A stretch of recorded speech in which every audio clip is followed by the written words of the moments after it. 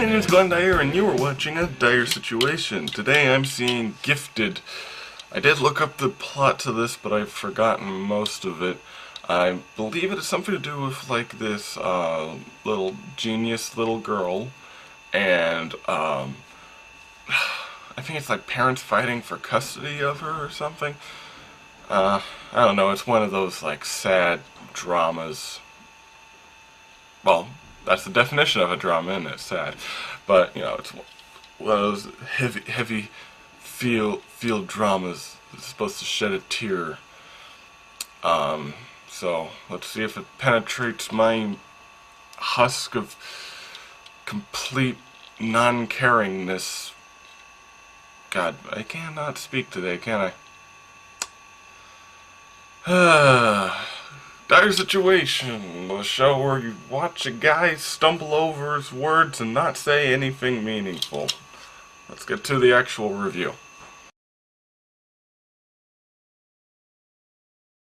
And I'm back. So, to clarify what the plot basically is, essentially, there's this little girl, whose mom was really smart, but she killed herself, right? And, she was basically her brother, the brother of the lady with the daughter, his niece, right? He basically, according to the mom's wishes, she wanted her daughter to live in a more, like, down-to-earth environment, so she said, you should take my kid, and so he did, and yeah, and she, of course, turned out to be a genius, and basically the whole movie revolves around this little debate over should she be put in a institution where she can get, like, super advanced learning, or should she be in, like, a regular school where she can talk to regular people and have a regular social life? And that's kind of the part where this movie could have been, like, really interesting. And it is for, like, the most part when it's, like, doing it as, like, kind of a debate thing. But the problem is it very clearly picked a side, and that side very clearly won at the end. Like, you know, there's a little bit for the other side, but one side, no, it's completely right. Like, this is totally wrong.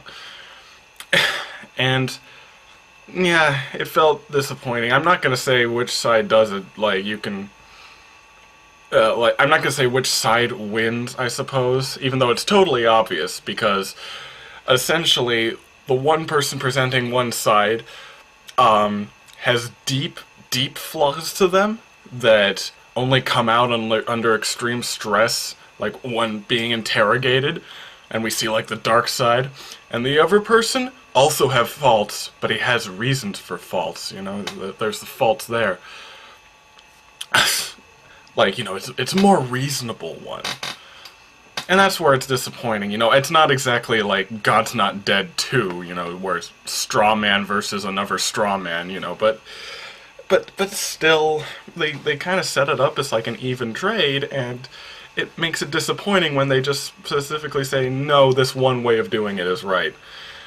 And, yeah, even though, like, it's not necessarily, I mean, there's plenty of arguments for either one.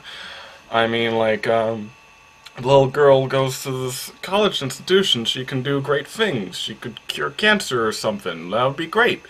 But if she goes to the shitty public school, that's where most people go, so, you know, she'll get to talk to people and reason with them, and that makes sense on a level, you know, and, you know, both of them have their reasons. You know, it's...